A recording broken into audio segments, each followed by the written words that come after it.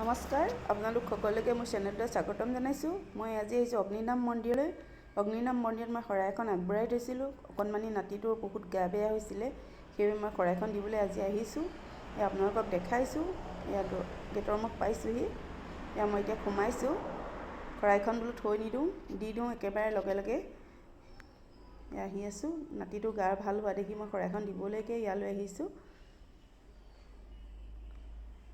ইয়াত চাকি বন্তি জ্বলালোঁ, জ্বলাই ইয়াত দেখাইছোঁ আপোনালোকক। অলপ মানুহৰ বহুত ভিৰ হয়, মানুহৰ সমাগমটো বেছি হয়। কেইবাটাও লাইন হয়, লাইনে লাইনে যাব লাগে। লাইনত যাওঁতে যাওঁতে বহুত টাইম হৈ যায়গৈ। 12টা বজাত আৰতি তেওঁলোকে পূজা কৰে। মেইন চাকিগছ 12টা বজাতে জ্বলায়। আমিও লাইনতে ৰৈ আছোঁ। এটা লাইনৰ পৰা 5জনকৈ দিয়ে, সেইভাগে আমিও গৈ আছোঁ।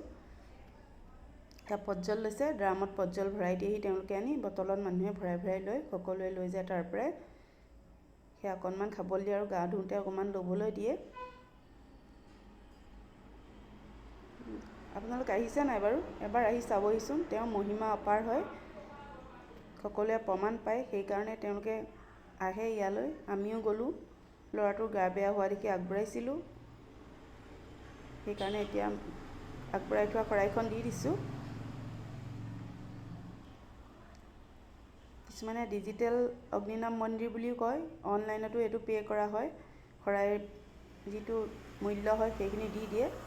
সেয়া বাবাই পূজা কৰি আছে, এইফালে মা বহি আছে, আশীৰ্বাদ দিছে সকলোকে।